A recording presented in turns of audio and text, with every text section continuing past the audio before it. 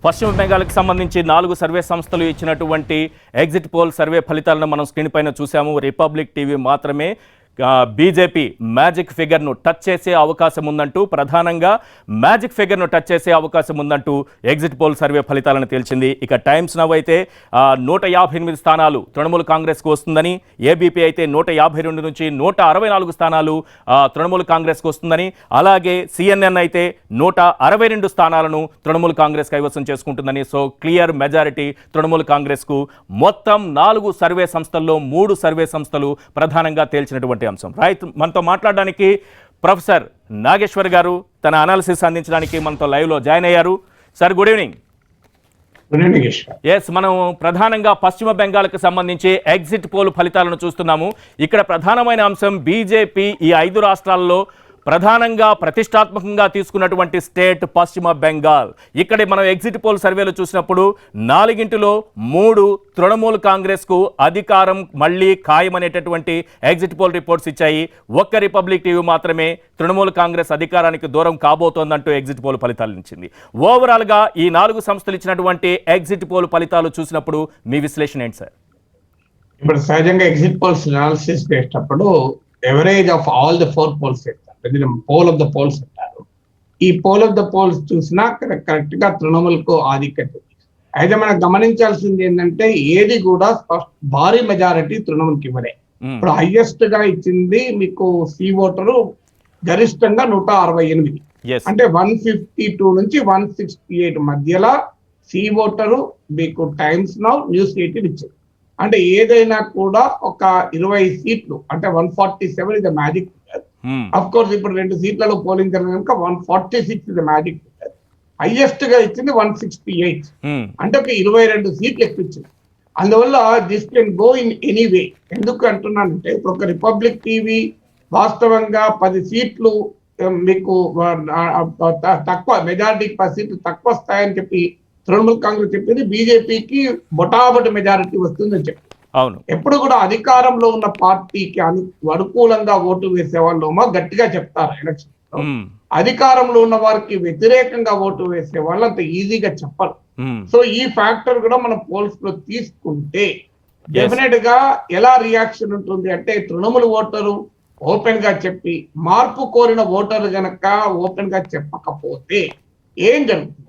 అందువల్ల ఒక 10-20 సీట్లు, 10 సీట్లు అటు ఇటు అయినా, 20 సీట్లు అటు ఇటు అయినా ఏమన్నా జరగచ్చు. అలాంటి పరిస్థితుల్లో ఒక మీకు ఒక బ్యాకప్ ఆపరేషన్ గా, అంటే ప్లాన్ బి గా తృణమూల్కు ఉన్న అవకాశం ఏంటంటే ఈ Congress left Congress and Indian Secular front, ఈ మూడిటికి కలిపి అన్ని పోల్స్ చెప్పింది 11 నుంచి 25 మధ్యలో. మీకు రిపబ్లిక్ ఈ 4 కూడా Republic TV, C voter, news 18, ABP కలిపినా కూడా 11 to 25 ఏవి కూడా సింగిల్ డిజిట్ ఇవ్వలే. సో ఇది చాలా కీలకమైన అంశంగా మారుతుంది. అంటే ఒకవేళ తృణమూల్ కనుక బొటాబొటి మెజారిటీ వచ్చినా బీజేపీకి ఉన్న శక్తితో తృణమూల్ వాళ్ళని లాక్కునే అవకాశం ఉంటుంది. ఇప్పుడు ఎన్నికలకు ముందు 30 మంది తృణమూల్ ఎమ్మెల్యేలను లాక్కొని బీజేపీ సీట్ ఇచ్చింది. అందులో నెంబర్ 2 అయిన సువేంద్ర అధికారిని ఏకంగా మమతా బెనర్జీ పైన పెట్టింది. అందువల్ల బీజేపీ గనక తృణమూల్ గనక స్పష్టమైన భారీ మెజారిటీ, ఏదో 147 పైన కాదు రానప్పుడు బీజేపీ మధ్యప్రదేశ్ లో, కర్ణాటకలో, మహారాష్ట్రలో, రాజస్థాన్ లో, అరుణాచల్ ప్రదేశ్ లో ఇలా అన్ని చోట్ల జరిపిన ఆపరేషన్ కమలం మొదలవుతుంది. ఈ ఆపరేషన్ కమలాన్ని తట్టుకొని నిలబడటానికి ఏకైక అవకాశం తృణమూల్కి ఏంటంటే ఈ left Congress, Indian Secular front ఎమ్మెల్యేలు ఉంటారు. సో వీళ్ళు గనక ఒకవేళ 11 to 25 అన్నారు, ఒకవేళ వీళ్ళ గనక 20 దాటి ఉంటే ఇక తృణమూల్కు ఒక రకంగా అడ్వాంటేజ్. ఎందుకంటే వీళ్ళు ఎట్టి పరిస్థితుల్లో బీజేపీకి మద్దతు ఇయ్యారు. నేరుగా తృణమూల్కి ఇస్తారా ఇవ్వరా మనం చెప్పలేము ఇప్పుడు, కానీ బీజేపీకి ఇచ్చే అవకాశం లేదు. అందువల్ల డెఫినెట్ గా తృణమూల్కు ఎడ్జ్ ఉంటుంది, but very very slippery edge, very very volatile edge. ఎందుకంటే బీజేపీ ఆపరేషన్ కమలం దృష్టిలో పెట్టుకున్నప్పుడు ఎస్ ఇది చాలా కష్టంతో బయటపడాల్సిన పరిస్థితి తృణమూల్ సార్, ఇక్కడ అవకాశం ఉంటుంది. ప్రధానంగా 4 సర్వే సంస్థలకు సంబంధించి బీజేపీ విషయంలోకి వస్తే కనిష్టం 115, గరిష్టం 148. ఎక్కడ కూడా మ్యాజిక్ ఫిగర్ దాటినటువంటి పరిస్థితి కనిపించట్లేదు. టచ్ అయ్యేటటువంటి అవకాశం ఉంది. ఇది మనం 294 తీసుకున్నప్పుడు. ఇక తృణమూల్ కాంగ్రెస్కి 128 కనిష్టం, 162 గరిష్టం. అలాగే ఈ కాంగ్రెస్, కమ్యూనిస్టు పార్టీలు, ఐఎస్ఎఫ్తో కూడినటువంటి కూటమి కూడా 11 కనిష్టంగా కనిపిస్తోంది, గరిష్టంగా 25 కనిపిస్తోంది. ఈ ఓవరాల్గా మనం చూసినప్పుడు ఒకవేళ ఈ ఎగ్జిట్ పోల్ సర్వేలు దాదాపుగా నిజమయ్యే పరిస్థితే కనిపిస్తే హంగ్ వచ్చేటటువంటి అవకాశాలే ఎక్కువ ఉన్నాయా, లేకపోతే ఇక్కడ కనిష్టం గరిష్టం లెక్కన తృణమూల్ కాంగ్రెస్ అధికారంలోకి వెళ్లే అవకాశం కనిపిస్తోందా? అంటే ఇప్పుడు ఈ ఎగ్జిట్ పోల్స్ ప్రకారం చూస్తే హంగ్ రాకపోవచ్చు, తృణమూల్ బయటపడే అవకాశం ఉంటది. పాసిబిలిటీ ఏ, మార్జినల్ గా బయటపడాలి. ఎందుకంటే ఇప్పుడు మనకు మినిమం 128, మాక్సిమం 168. అంటే ఈ ఎవరైతే తీసుకున్నా కూడా 148 అవుతుంది. అంటే 147 వస్తే సరిపోతుంది. సో 146 వస్తే సరిపోతుంది. రెండింటికి ఎలక్షన్ జరగాలి కనుక అప్పుడు మీకు ఈ ఇప్పుడు India left Congress Indian Secular front కు 11 కనిష్టము, 25 గరిష్టం. ఎవరైతే తీసుకున్నా 18 వస్తుంది. సో ఈ 18 కలిసి వస్తుంది కదా, అది బీజేపీకి ఎట్టి పరిస్థితిలో రాదు కదా. ఏమైనా సింగ్ అయితే యాంటీ బీజేపీ వైపే ఉండాలి తప్ప కాంగ్రెస్, లెఫ్ట్ ఇండియన్ సెక్యులర్ ఫ్రంట్ అబ్బాస్ సిద్దికీకి చెందినటువంటి పార్టీ ఈ 3 ఎట్టి పరిస్థితుల్లో బీజేపీతో ఉండవు. తృణమూల్తో ఉండడానికి కాంగ్రెస్ సిద్ధంగా ఉండొచ్చు, కానీ లెఫ్ట్ అబ్బాస్ సిద్దికి లెఫ్ట్ సిద్ధంగా ఉండొచ్చు. ఏమైనా ఉంటే లెఫ్ట్ ఉండకపోవచ్చు, కానీ లెఫ్ట్ బీజేపీతో పోదు. అందువల్ల మమతాకు ఆ అడ్వాంటేజ్ ఉంది అరిథమెటికల్ గా. ఇక అనుకోకుండా బీజేపీ కనుక రిపబ్లిక్ టీవీ ఇచ్చిన సర్వే ప్రకారము 148, అది కూడా రిపబ్లిక్ టీవీ కూడా మెజారిటీ ఇవ్వలేదు. మీకు ఆసక్తికరమైందంటే ఏ ఛానల్, ఏ ఒపీనియన్ పోల్ కూడా బీజేపీకి స్పష్టమైన మెజారిటీ ఇవ్వలే. మాక్సిమం రిపబ్లిక్ టీవీ ఇచ్చింది 138, 148. సో ఆ లెక్కను చూసినా బీజేపీ అధికారంలోకి రాలేదు. ఒక్కటే ఆశ ఏంటంటే బీజేపీకి ఈ నేను ఇంతకుముందు చెప్పినట్లు ప్రతిపక్షానికి ఓటు వేసే వాళ్ళు అంత సులభంగా చెప్పరు బయటికి. అందులో భయంకరమైన హింస, భయంకరమైన నిర్బంధము ఉన్న ప్రాంతం బెంగాల్. సో 2 పార్టీల మధ్య భయంకరమైన పోరాటం జరుగుతున్న టైం. అందువల్ల వాళ్ళు బయటికి చెప్తారా ఓపెన్ గా ఓటరు మేము తృణమూల్కి వెయ్యము అనేది ఒక ఫ్యాక్టర్ గా ఉంటుంది.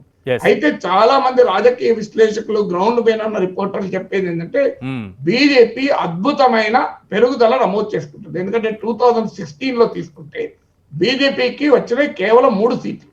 ఇప్పుడు ఏ రకంగా చూసినా 115 సీట్లు అని చెప్తున్నారు. సో ఎక్కడ 3, ఎక్కడ 115 పోలికుందా? అయితే 2019 లో పోలిస్తే దాదాపు 8 సీట్లు వచ్చాయి బీజేపీకి. ఇప్పుడు ఈ సర్వేలు చూస్తుంటే 2019 లో ప్రైమ్ మినిస్టర్ మోడీ హవా ఉన్న సమయంలో వచ్చిన మేరకే ఇప్పుడు కూడా వస్తున్నాయి. అయితే ఇక్కడ ఒక ఛాలెంజ్ ఉంది. ఎందుకంటే బీజేపీ చరిత్ర తీసుకుంటే 2014 తర్వాత ఏనాడు కూడా అసెంబ్లీ ఎన్నికల్లో లోక్సభ ఎన్నికలు రిఫ్లెక్ట్ కాలే. లోక్సభ ఎన్నికలకు, అసెంబ్లీ ఎన్నికలకు వచ్చే వరకు 8% నుంచి 20-25% డ్రాప్ ఉన్న సందర్భాలు ఉన్నాయి. తెలంగాణలో కూడా తీసుకుంటే మీకు లోక్సభ ఎలక్షన్ లో 21% వస్తే ఓటింగ్ బీజేపీకి, అసెంబ్లీ ఎన్నికలకు వచ్చే 7% వచ్చి 14% డిప్ ఉంది. సో అందువల్ల బెంగాల్లో ఇప్పుడున్న దాని ప్రకారం 2019 లోక్సభ ఓటింగ్ టాలీ కనబడుతోంది ఈ ఎగ్జిట్ పోల్ ప్రకారం. కానీ ఈ ఎగ్జిట్ పోల్స్ అసెంబ్లీ ఎన్నికలకు వచ్చే వరకు లోక్సభ ఎన్నికల ఓటింగ్ ఉంటలేదు. అందువల్ల బీజేపీకి ఒక ఆన్సియస్ మూమెంట్స్ అయితే ఉన్నాయి. అయితే బీజేపీ నాయకులు చెప్పేది ఇవన్నీ నిజం కాదు, మాకు 200 వస్తాయని చెప్తున్నారు. వాళ్ళ ఆశ ఏంటంటే సైలెంట్ ఓటు పడ్డది మాకు నమ్మకం ఉంది వాళ్ళకు, మనం చూడాల్సింది. రైట్. అయితే ఇంత గట్టి పోటీ 2 పార్టీల మధ్య, అంటే బీజేపీ చాలా తక్కువ స్థానాల నుంచి ఒక్కసారిగా ఇన్ని స్థానాలకు ఎగబాకడం చూసినా, లేకపోతే ఇంత గట్టి పోటీ కానీ ఏంటి పశ్చిమ బెంగాల్లో కనిపించినటువంటి పరిస్థితులు ఏంటి, ఏ అంశాలు ఈ ఎన్నికల్లో ప్రభావం చూపించాయి? అంటే మనకి ఇక్కడ ప్రధానమైనది ఏంటంటే 37 ఏళ్ల పాటు లెఫ్ట్ 34 ఏళ్ల పాటు లెఫ్ట్ అధికారంలో ఉన్న తర్వాత తృణమూల్ అధికారంలోకి వచ్చాక ఒక భయంకరమైన నిర్బంధాన్ని వామపక్షాల పైన తృణమూల్ ప్రయోగించింది. ఏ స్థాయిలో అంటే ఆఖరికి సిపిఎం కార్యాలయాల్ని కూడా తృణమూల్ కార్యాలయాలుగా మార్చిపడేశారు. అంత భయంకరమైనటువంటి రిప్రెషన్.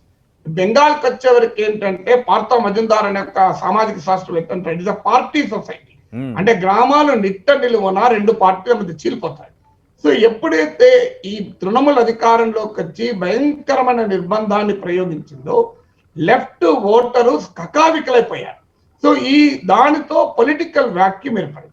సరిగ్గా ఆ పొలిటికల్ వాక్యూమ్ బీజేపీ తనకున్న బలంతో కేంద్రంలో అధికారంలో ఉండడం కావచ్చు, అన్ని రకాల బలగాలు ఉన్న పార్టీ గనక లెఫ్ట్ ఖాళీ చేసినటువంటి ప్లేస్ ను బీజేపీ బ్రహ్మాండంగా ఆక్యుపై చేసింది.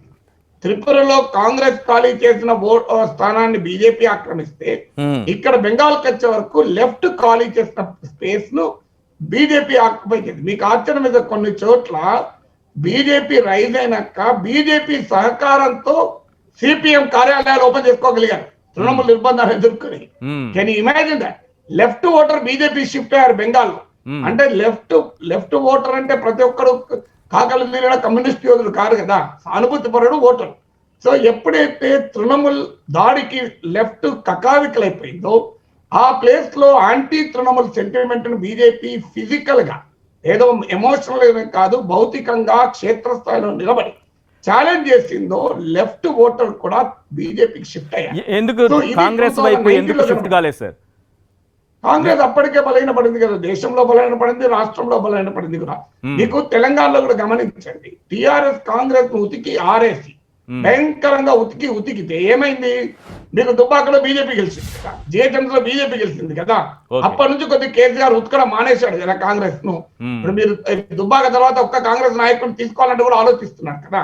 అందువల్ల కాంగ్రెస్ ఉతికి ఆర్ఎస్ ఏమైంది? ఆ ప్లేస్ లో బీజేపీ ఆక్రమించేసింది. బెంగాల్లో ఇదొక మొదటిది. రెండవది ఏంటంటే మమతా బెనర్జీ లెఫ్ట్ ను ఎదుర్కోవటానికి ముస్లిం ఓట్ బ్యాంక్ ను బాగా ప్రోత్సహించింది. మీకు ఆశ్చర్యం ఏంటంటే లెఫ్ట్ ఏమో సెక్యులర్ ఇజానికి నిలబడతాను, కానీ బెంగాల్ నుంచి కేరళ వరకు ముస్లిం ఓట్ లెఫ్ట్ కు పడదు ఎక్కడ కూడా. సో బెంగాల్లో కూడా లెఫ్ట్ కు వ్యతిరేకంగా బెంగాల్లో ఒక 30% ఉంటారు. 74 సీట్లలో ముస్లింలు 40% అబోవ్. అక్కడ 60 సీట్లలో తృణమూలే గెలిచింది. మీరు గమనించండి. అంటే పెద్ద ఎత్తున ముస్లిం అపీజ్మెంట్ పాలిటిక్స్ నడిపింది అధికారం రాకముందు వచ్చాక. దీనిని కౌంటర్ పోలరైజేషన్ సిపిఎం చేయలేకపోయింది. సిపిఎం ఉన్నటువంటి సెక్యులర్ పొలిటికల్ అవుట్లుక్ వల్ల తృణమూల్ అనుసరించిన ముస్లిం అపీజ్మెంట్ పాలిటిక్స్ కు హిందూ మెజారిటేరియన్ కన్సాలిడేషన్ లెఫ్ట్ చేయలేకపోయింది, కాంగ్రెస్ చేయలేకపోయింది. దాన్ని బీజేపీ చేయగలిగింది. అంటే అందుకే బీజేపీ నాయకులు బహిరంగంగా చెప్పారు అమిత్ షా 70-30 అని. నీవు 30% ఓటుతో నువ్వు గెలుస్తానంటే 70% హిందూ ఓటుతో నేను గెలుస్తాను. సో ఇది పెద్ద ఎత్తున బీజేపీకి హిందూ ఓట్ కన్సాలిడేషన్ కు మారింది. మూడవది ఏంటంటే మీకు దేశంలో ఇతర ప్రాంతాల్లో యూపీలో కానీ ఇక్కడ కానీ జై శ్రీరామ్ స్లోగన్ ఓన్లీ మతపరమైన నినాదం.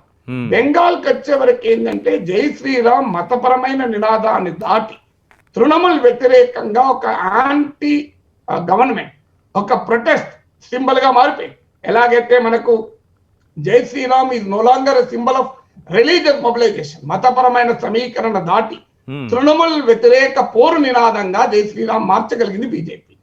అందువల్ల లెఫ్ట్ బలహీనత నుంచి, కాంగ్రెస్ అసమర్థత నుంచి, తృణమూల్ ముస్లిం అపీల్మెంట్ పాలిటిక్స్ నుంచి, తృణమూల్ నిర్బంధ రాజకీయం నుంచి బీజేపీ స్పష్టంగా లాభపడినట్టు కనబడుతుంది. రైట్. తృణమూల్ కాంగ్రెస్ కి సంబంధించి 2 టర్మ్స్ తర్వాత కూడా ఇప్పటికీ ఆశలు సజీవంగా మళ్ళీ అధికారంలోకి వస్తుంది అనేటటువంటి ఎగ్జిట్ పోల్ సర్వేలు చెబుతున్నటువంటి అవకాశం ఇప్పటికీ కనిపిస్తోంది. సో తృణమూల్ కాంగ్రెస్ కి సంబంధించి 2 టర్మ్స్ తర్వాత కూడా ఏంటి ప్లస్ పాయింట్స్? దీనికి ఉన్నటువంటి మమతా బెనర్జీకి ఉన్న ప్లస్ పాయింట్స్ ఏంటి? అంటే వాస్తవంగా తృణమూల్ కాంగ్రెస్ ఆర్గనైజేషన్ స్ట్రక్చర్ చాలా వీక్ అయింది. 30 మంది ఎమ్మెల్యేలు వెళ్ళిపోయారు. కానీ తృణమూల్కి వచ్చిన అడ్వాంటేజ్ బీజేపీ బలహీనత. బీజేపీ బలహీనత ఏంటంటే స్థానిక నాయకత్వం లేదు బీజేపీకి. ఇప్పుడు మీకు ఉదాహరణకు 5 ఎంపీలు క్యాండిడేట్ గా పెట్టారు. మీరు దాన్ని బట్టి ఆలోచిస్తుంది కదా, ఒక 2 క్యాండిడేట్లను శిఖా రాయ్ అని, శిఖా మిత్రా అని ఒక్కొక్కరు వాళ్ళని బీజేపీ మా అభ్యర్థులుగా ప్రకటించిన తర్వాత వాళ్ళు బయటకు వచ్చి మేము బీజేపీ సభ్యులమే కాదు, మాకెట్లా టికెట్లు ఇస్తారు, మేము పోటీ చేస్తలేమని చెప్పారు. ఎక్కడైనా మనం చూడగలం ఇట్లాంటిది. సో 5 ఎంపీలు కూడా పోటీ పెట్టారు. అంటే బీజేపీకి స్థానిక లీడర్షిప్ లేదు. బీజేపీకి ఎప్పుడైతే మీకు అస్సాం లాగా సర్వానంద్ సోనోవాల్, హేమంత్ బిశ్వా శర్మ లాంటి లీడర్లు లేదో, మీకు అక్కడ జరిగింది ఏంటంటే మోడీ వర్సెస్ మమతా బెనర్జీ అనేటువంటి నినాదాన్ని బీజేపీ రంగంలోకి తీసుకొచ్చింది. మోడీ వర్సెస్ ప్రాంతీయ నాయకుడు అన్న చోటల్లా అసెంబ్లీ ఎన్నికల్లో బీజేపీ గెలవలేదు. మీరు గమనించండి, మోడీ వర్సెస్ కేజ్రీవాల్ గెలవలేదు, మోడీ వర్సెస్ కేసీఆర్ గెలవలేదు. మీరు ఎక్కడైనా గమనించండి. అందువల్ల మోడీ వర్సెస్ రీజనల్ లీడర్ అన్నప్పుడు బీజేపీ గెలవదు. ఆఖరికి మోడీ వర్సెస్ అశోక్ గెలాట్ అంటే రాజస్థాన్ లో గెలవలేదు, మోడీ వర్సెస్ మీకు కమల్నాథ్ అంటే మీకు మధ్యప్రదేశ్ లో గెలవలేదు, ఆఖరికి ఛత్తీస్గఢ్ లో కూడా గెలవలేదు. మీరు ఎక్కడా చూడండి. అందువల్ల బీజేపీకి ఉన్న ఈ బలహీనతను తృణమూల్ బాగా ఉపయోగించుకుంటుంది. ఎందుకంటే ఈ ఎన్నికల్ని తృణమూల్ కు వ్యతిరేకంగా ఒక రెఫరెండంగా కాకుండా బహుశా బీజేపీ కనుక గెలవలేకపోతే, అది మనం ఇప్పటికీ అండర్లైన్ చేస్తున్నాం. ఎందుకంటే మనం ఏమి గ్యారెంటీ ఇవ్వలేము బీజేపీ ఓడిపోతుందని. బెంగాల్ గెలిచినా ఆశ్చర్యం లేదు. బీజేపీ ఓడిపోతే మాత్రం మమతా బెనర్జీ పైన రెఫరెండంగా మార్చి బీజేపీ పెద్ద తప్పు చేసింది. రెండవది ఏంటంటే లెఫ్ట్ ఒక తెలివైన ఎత్తుగడేసి అసలు తృణమూల్ కు ముస్లిం రాజకీయాలు, బీజేపీ హిందూ రాజకీయాల మధ్య పోలరైజ్ అయ్యేటువంటి సమయంలో ఓవైసీ రంగంలో దిగి అబ్బాస్ సిద్దికీతో కలిసి ఈ బెంగాల్ రాజకీయాన్ని పూర్తిగా మతపరం చేద్దామనే ఒక ప్రయత్నం జరిగింది. అది అందరికీ తెలుసు. ఓవైసీ రాజకీయం వల్ల బీజేపీకి ఉపయోగపడే రాజకీయం బీహార్ లో చేశారు, అంతటా చేశారు. కానీ అక్కడ లెఫ్ట్ దెబ్బ కొట్టింది. లెఫ్ట్ తెలివిగా ఏం చేసిందంటే కాంగ్రెస్ తో కలవడమే కాకుండా అబ్బాస్ సిద్దికి అక్కడ బెంగాల్లో స్థానికంగా ముస్లిం నాయకుడు, అతన్ని ఈ ఫ్రంట్ లోకి లాగి అబ్బాస్ సిద్దికి కూడా ముస్లిం అనే ఫ్రంట్ వేదిక పైన కాకుండా ఇండియన్ సెక్యులర్ ఫ్రంట్ అన్న వేదిక పైన అనేక నాన్ ముస్లింలకు కూడా టికెట్లు ఇచ్చి రంగంలోకి దిగారు. సో ఈ ప్రభావం అబ్బాస్ సిద్దికి కూడా ఎంటర్ కావడంతో పూర్తిగా హిందూ ముస్లిం పొలిటికల్ నరేటివ్ గా కాకుండా లెఫ్ట్ అడ్డుకుంది. దానివల్ల కూడా బీజేపీకి నష్టం జరిగితే జరుగుతాయి. ఈ రెండు ఫ్యాక్టర్స్ ఒకవేళ బీజేపీ గనక ఓడిపోతే అది ఈ రెండు ఫ్యాక్టర్స్ బీజేపీకి దెబ్బతీసి ఉండాలి. రైట్. ప్రధానంగా అసెంబ్లీ ఎన్నికలు అనేటప్పటికీ రాష్ట్రాల్లో స్థానికంగా కొన్ని అంశాలు ఎక్కువగా ప్రభావం చూపిస్తూ ఉంటాయి. ఈ పశ్చిమ బెంగాల్లో ప్రధానంగా ఈ ఎన్నికల్లో ప్రభావం చూపించినటువంటి అంశాలు ఏం కనిపిస్తున్నాయి సార్? ఇక్కడ ప్రధానంగా అభివృద్ధి ఏదీ లేదు. ఇదంతా రెండు పార్టీల మధ్య మమతా బెనర్జీకి అనుకూలంగా వ్యతిరేకంగా జరిగినటువంటి రాజకీయం. Of course Bharatiya Janata party social engineering ఎప్పుడైనా అంతటా ఉన్నట్టు ఇక్కడ కూడా ఉంది. ఇక్కడ బీజేపీ తెలివిగా ఏం చేసిందంటే బంగ్లాదేశ్ నుంచి వచ్చిన హిందూస్, మతువా కమ్యూనిటీ అంటారు, ఈ మతువాస్ ను అట్రాక్ట్ చేస్తానికి బీజేపీ మతువా దళపతులకు మేము అధికారంలోకి వస్తే మేము నెలకు 3,000 రూపాయలు పెన్షన్ ఇస్తామని బీజేపీ హామీ చేసింది. ఇదే సమయంలో బంగ్లాదేశ్ వెళ్ళి మోడీ గారు ఆ సమయంలో దేశ ప్రధానిగా వెళ్ళి మతువా గురువు అయినటువంటి ఆయన జన్మస్థలమైన బంగ్లాదేశ్ లో ఆ ప్లేస్కి వెళ్ళి మతువా ఓట్ ను తమకు అనుకూలంగా అట్రాక్ట్ చేసే ప్రయత్నం బీజేపీ చాలా సమర్థవంతంగా చేసింది.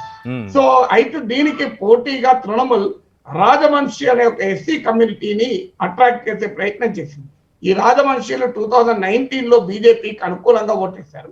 అయితే తృణమూల్ అనేక ప్రామిసెస్ చేసి వాళ్ళని అట్రాక్ట్ చేసేలా ప్రయత్నం చేసింది. అందువల్ల it was more about polarization. Mamata బెనర్జీకి అనుకూలంగా వ్యతిరేకంగా టిఎంసీ వర్సెస్ యాంటీ టిఎంసీ, రెండు బీజేపీ వర్సెస్ యాంటీ బీజేపీ, ఇలా పాలిటిక్స్ ఆఫ్ పోలరైజేషన్ ఒకటి, ముస్లిం అపీజ్మెంట్ పాలిటిక్స్ ఒకవైపు, హిందూ కన్సాలిడేషన్ ఒకవైపు, ఈ నినాదాలు ఈ మత సమీకరణ సోషల్ ఇంజనీరింగే తప్ప అభివృద్ధి, నిరుద్యోగము, కోవిడ్ మేనేజ్మెంట్, ఆర్థిక వ్యవస్థ ఇవి ఎక్కడ ఎన్నికల ప్రచారంలో అసలు వినబడలేదు. రైట్. ఇప్పుడు మనం బీజేపీ సెంట్రిక్ గా ఒక మాట్లాడుకుందాం. ప్రధానమైన అంశము బీజేపీ చాలా ప్రతిష్టాత్మకంగా పశ్చిమ బెంగాల్ ఎన్నికలను తీసుకున్న నేపథ్యంలో అక్కడ బీజేపీ అధికారంలోకి వస్తే ఏంటి, రాకుండా ఏంటి, అంటే బీజేపీ మీద పడేటటువంటి ప్రభావం ఏ రకంగా ఉంటుంది? బీజేపీకి బెంగాల్ గెలిచినా ఓడినా బెంగాల్ రిజల్ట్ బీజేపీకి పెద్ద బూస్ట్. గెలవడం ఓడడంతో సంబంధం లేదు. మీరు ఎన్ని చేసినా 100 సీట్లు దాటబోతుంది బీజేపీ. సో 3 స్థానాల నుంచి 100 స్థానాలకు, అది కూడా లెఫ్ట్ 34 ఏళ్ల పాటు అవిచ్ఛిన్నంగా పాలించిన గడ్డ పైన బీజేపీ ఇంత అద్భుతమైన ఓటింగ్ ను, సీట్లను తెచ్చుకోవడం, that it self is a great political story. అందువల్ల బీజేపీ ఓడినా కూడా బీజేపీ మ్యాసివ్ ఎన్రోడ్స్ ఇంటూ బెంగాల్, ఇది తెలియజేస్తుంది. దీని రాజకీయ ప్రాధాన్యత మనం తక్కువ అంచనా వేయకూడదు. అందువల్ల ఓడినా బీజేపీకి ఇట్ ఈస్ పొలిటికల్లీ సిగ్నిఫికెంట్. వాస్తవంగా తృణమూల్కు ఓడిపోతే చాలా చావు దెబ్బ తగులుతాయి. ఎందుకంటే ఒక్కసారి ఓడిపోయిన తర్వాత బీజేపీ ఊరుకోదు. తృణమూల్ నుంచి కాంగ్రెస్ ను కక్కావిక్కలు చేసి బీజేపీ లివర్ ను, ఇంటెస్టైన్లను, స్ప్లీన్లను, హార్ట్లను, లంగ్స్ ను అన్నిటిని పీకి లాగిపడేస్తాయి. సో ఇప్పటికీ అధికారంలో ఉన్నప్పుడే 30 మంది ఎమ్మెల్యేలు లాక్కుంటే ఇక అధికారం పోయినాక తృణమూల్ బతకగలుగుతుందా? సో అందువల్ల తృణమూల్కి ఇది మనుగడ సమస్య.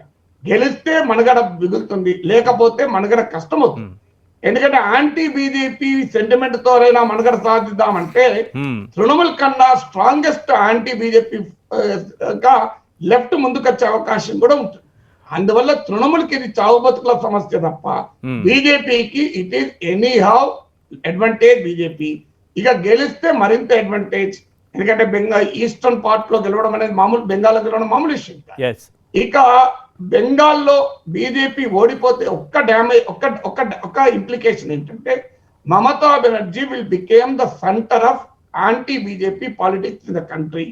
కాంగ్రెస్ కు ఒక గడ్డు స్థితి. ఒక రకంగా ఇప్పుడు కాంగ్రెస్ పార్టీ ఇంత చింత చచ్చినా పులుపు చావదన్నట్లు మేమే మోడీకి ప్రత్యామ్నాయం, మా రాహుల్ గాంధీయే ప్రత్యామ్నాయం అంటున్న సమయంలో రాహుల్ గాంధీ స్టేట్స్ కు మాత్రం ఒక బలమైన కంటెండర్ వస్తాయి. ఎందుకంటే ఈసారి ఈ ఒపీనియన్, ఈ ఎగ్జిట్ పోల్ చెప్పేది కేరళలో కూడా కాంగ్రెస్ ఓడిపోతుందని. సో కేరళలో కాంగ్రెస్ ఓడిపోయి బెంగాల్లో తృణమూల్ గెలిస్తే డెఫినెట్ గా యాంటీ బీజేపీ పొలిటికల్ ప్లాట్ఫామ్ లో ఒక బలమైన ప్రాంతీయ నాయకురాలుగా మమతా బెనర్జీ ఎమర్జ్ అవుతారు. She will become the fulcrum of anti BJP opposition politics. Right. 5 రాష్ట్రాల అసెంబ్లీ ఎన్నికల ఎగ్జిట్ పోల్ ఫలితాలను మనం చూస్తున్నాం. ఇప్పటి వరకు మనం చూసాం పశ్చిమ బెంగాల్కు సంబంధించి 4 ప్రధాన సంస్థలు ఇచ్చినటువంటి ఎగ్జిట్ పోల్ ఫలితాల్లో 3 తృణమూల్ కాంగ్రెస్ మళ్లీ అధికారంలోకి రాబోతుంది అనేటటువంటి సంకేతాలను చాలా స్పష్టంగా ఇచ్చాయి. ఇక మనం తమిళనాడు వెళ్దాం. తమిళనాడుకు సంబంధించి ఎగ్జిట్ పోల్ సర్వే ఫలితాలు ఏ రకంగా ఉన్నాయో చూద్దాం. తమిళనాడులో మొత్తం 232 అసెంబ్లీ స్థానాలకు ఏప్రిల్ 6న ఒకే దశలో ఎన్నికలు జరిగాయి. ఈసారి ఎన్నికలు ప్రత్యేక ఆకర్షణగా నిలిచాయి. ఏఐఏడీఎంకే, డిఎంకే పార్టీలకు సారథ్యం వహించినటువంటి దిగ్గజ నేతలైనటువంటి జయలలిత, కరుణానిధి లేకుండానే ఈసారి ఎన్నికలు జరిగాయి. అన్నా డిఎంకే మధ్య ప్రధాన పోటీ మనకు కనిపిస్తుంది. బీజేపీ ఏఐఏడీఎంకేతో జట్టు కట్టింది. కాంగ్రెస్, డిఎంకే కలిసి పోటీ చేశాయి. ఒక్కసారి మనం చూద్దాము. 234 అసెంబ్లీ స్థానాలకు ఎన్నికలు జరిగాయి తమిళనాడులో. ఓవరాల్గా 118 స్థానాలకు సంబంధించి మ్యాజిక్ ఫిగర్ ఉంటుంది. ఏ సంస్థలు ఏ రకమైనటువంటి ఫలితాలను ఇచ్చాయి, ఎగ్జిట్ పోల్ సర్వే ఫలితాలు ఏ రకంగా ఉన్నాయి? Republic TV, C voter, today's Chanakya, ABP 4 సంస్థలు ఇచ్చినటువంటి ఎగ్జిట్ పోల్ సర్వే ఫలితాలు మనం స్క్రీన్ పైన చూస్తున్నాము. డిఎంకే, ఏఐఏడీఎంకే, అదర్స్ 3 కేటగిరీలు మనకు కనిపిస్తున్నాయి. 3 పార్టీలకు 2 ప్రధాన పార్టీలు కనిపిస్తున్నాయి. ఇతరులు కూడా మనకు కనిపిస్తున్నారు. ముందుగా రిపబ్లిక్ టీవీ ఇచ్చినటువంటి సర్వే ఫలితాన్ని చూద్దాము. డిఎంకే 160 నుంచి 170 స్థానాలు, చాలా క్లియర్ మెజారిటీతో అధికారంలోకి రాబోతోంది డిఎంకే అంటూ ఎగ్జిట్ పోల్ సర్వే ఫలితాలను ఇచ్చింది. ఇక ఏఐఏడీఎంకే అధికార పార్టీ 58 నుంచి 68 స్థానాలకే పరిమితం కాబోతోంది అన్నట్లుగా republic TV exit poll survey ఫలితాలు చూస్తే అర్థమవుతుంది. ఇక సి ఓటర్కి సంబంధించి 160 నుంచి 172 రిపబ్లిక్ టీవీ ఎలాంటి సర్వే రిపోర్ట్ ఇచ్చిందో ఎగ్జిట్ పోల్ సర్వే ఫలితాలు సి ఓటర్ కూడా దాదాపుగా అదే కనిపిస్తోంది. 160 నుంచి 170. ఇక్కడ సి ఓటర్ విషయానికి వస్తే 160 నుంచి 172, మరో 2 స్థానాలు అధికంగా డిఎంకేకి వచ్చేటటువంటి అవకాశం కనిపిస్తోంది. 160 నుంచి 172 స్థానాలతో చాలా క్లియర్గా డిఎంకే అధికారంలోకి రాబోతోంది తమిళనాడులో అన్నట్లుగా ఎగ్జిట్ పోల్ సర్వే ఫలితాలు చెబుతున్నాయి. మనం చూస్తున్నాం సి ఓటర్కు సంబంధించి సి ఓటర్ కూడా రిపబ్లిక్ టీవీ ఇచ్చినటువంటి అంచనాల ప్రకారమే కనిపిస్తోంది. ఏఐఏడీఎంకే మనకి రిపబ్లిక్ టీవీ 58 నుంచి 68 ఇస్తే ఇక్కడ సి ఓటర్కు 58 నుంచి 70 స్థానాలు ఏఐఏడీఎంకేకి ఇచ్చినటువంటి పరిస్థితి కనిపిస్తోంది. ఇక టుడేస్ చాణక్య 164 నుంచి 186 అత్యధిక స్థానాలు మనకు కనిపిస్తున్నాయి. 186 డిఎంకేకి. ఇక్కడ ప్రధానమైన అంశం ఏంటంటే ఏ ఛానల్ చూసినా, ఏ సర్వే రిపోర్టు చూసినా 160 స్థానాలకు ఎక్కడా డిఎంకే తగ్గడం లేదు. 160 నుంచి 170, 160 నుంచి 172, 164 నుంచి 186 స్థానాలు దక్కించుకునే అవకాశం ఉందంటూ టుడేస్ చాణక్య డిఎంకే విషయంలో చెబితే, ఇక ఏఏ డిఎంకేకి సంబంధించి 46 నుంచి 68 స్థానాలకే పరిమితం కాబోతోంది అనేది టుడేస్ చాణక్య తేల్చినటువంటి ఎగ్జిట్ పోల్ రిపోర్ట్ బట్టి తెలుస్తోంది. ఇక ఏబీపీని చూద్దాం. చివరిగా 160 నుంచి 172 స్థానాలు. ప్రతి సర్వే సంస్థ ఏవి కూడా 160కి తగ్గకుండా డిఎంకే స్థానాలు సంపాదించుకుంటుందంటూ ఎగ్జిట్ పోల్ సర్వే ఫలితాలతో తేల్చాయి. చాలా క్లియర్గా చూడొచ్చు. 160, 160, 164, 160 చాలా క్లియర్గా కనిపిస్తోంది డిఎంకేకి సంబంధించి. అంటే తక్కువ స్థానాలు, అత్యల్ప స్థానాలు మనం చూస్తే 160 కనిపిస్తోంది. గరిష్టంగా అంటే కనిష్టం గరిష్టం ఒకసారి తీసుకున్నప్పుడు 170, 172, 186, 172 స్థానాలు డిఎంకేకి కనిపిస్తున్నాయి. కనిష్టంగా 160, గరిష్టంగా 186 స్థానాలు కనిపిస్తున్నాయి. ఇక ఏఏ డిఎంకేకి సంబంధించి ఏబీపీ న్యూస్ ఇచ్చినటువంటి సర్వే రిపోర్టు ప్రకారం 58 నుంచి 70 స్థానాలు మాత్రమే కనిపిస్తోంది. ఓవరాల్గా మనం చూసినప్పుడు ఏఐఏ డిఎంకే కనీసం సగస్థానాల్లో కూడా విజయం సాధించేటటువంటి అవకాశాలు కనిపించట్లేదు. ఈ 4 సర్వే సంస్థలు తేల్చిన దాన్ని బట్టి చూస్తే మినిమం కనిష్టంగా 46 స్థానాలు, గరిష్టంగా 70 స్థానాలు దక్కే అవకాశం ఉంది ఏఐఏ డిఎంకేకి. ఓవరాల్గా మనం చూసినప్పుడు డిఎంకే ఏ సర్వే రిపోర్టు చూసినా డిఎంకే చాలా క్లియర్ మెజారిటీతో మ్యాజిక్ ఫిగర్ను దాటుకుని అధికారంలోకి రాబోతోందనేది చాలా క్లియర్గా కనిపిస్తోంది. 160 కనిష్టంగా కనిపిస్తోంది. 186 186 స్థానాలు అత్యధికంగా కనిపిస్తున్నాయి. అధికార ఏఏ డిఎంకే ఏ మాత్రం కూడా పోటీ ఇవ్వలేనటువంటి పరిస్థితిలో ఉందనేది చాలా క్లియర్గా కనిపిస్తోంది. ఎందుకంటే 70 స్థానాలు మాత్రమే అత్యధికంగా కనిపిస్తోంది ఏఏ డిఎంకేకి సంబంధించి. Republic TV, C voter, today's Chanakya, ABP 4 సంస్థలు కూడా డిఎంకే అధికారంలోకి రాబోతోంది తమిళనాడులో అని క్లియర్గా తేల్చేసినటువంటి పరిస్థితి. రైట్, ఒకసారి మనం ప్రొఫెసర్ కె నాగేశ్వర్ గారితో మాట్లాడదాము. ఓవరాల్గా ఈ ఎగ్జిట్ పోల్ సర్వే ఫలితాలపైన వారి విశ్లేషణ చూద్దాం. సార్, ఇప్పుడు మనం చూసాము 4 సర్వే సంస్థలు ఏవి తీసుకున్నా 160కి తక్కువ కాకుండా డిఎంకే అధికారంలోకి రాబోతోందనే క్లియర్ సంకేతాలు ఇచ్చాయి. ఓవరాల్గా తమిళనాడు ఎన్నికలను చూసినప్పుడు ఏ అంశాలు ప్రభావం చూపించాయి? ఈ సర్వే రిపోర్ట్స్ చూసిన తర్వాత ఏం చెప్తారు? ఇది తమిళనాడు మొదటి నుంచి కూడా క్లియర్ కేసులు ఒకటే. ఈ మొత్తం 5 రాష్ట్రాల ఎన్నికల్లో యునానిమస్ గా అందరూ చెప్పేది ఏంటంటే తమిళనాడులో డిఎంకే గెలుస్తుంది. ఇందులో డౌట్ లేదు. ఇక్కడ ఎవరికి భిన్నాభిప్రాయాలు ఎవరికీ లేవు.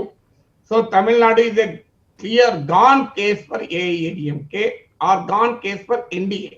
ఏడిఎంకే బీజేపీతో ఉంది, డిఎంకే కాంగ్రెస్ తో ఉంది. ఇక్కడ మీరు అన్నట్టు ఇంతకుముందు అన్ని సర్వే సంస్థలు ఏవి చూసినా 160 కన్నా తక్కువ ఇవ్వలేదు. అన్ని సర్వే సంస్థలు డిఎంకే గెలుస్తున్నారు. అన్ని సర్వే సంస్థల మినిమం తీసుకుంటే డిఎంకేకు 160, ఏడిఎంకేకు మాక్సిమం తీసుకుంటే ఏడిఎంకే నాయకత్వంలో ఎన్డీఏ కూటమికి 70. అంటే ఏడిఎంకే మాక్సిమము, ఇక్కడ డిఎంకేది మినిమం తీసుకున్నా కూడా 90 సీట్ల గ్యాప్ ఉంది.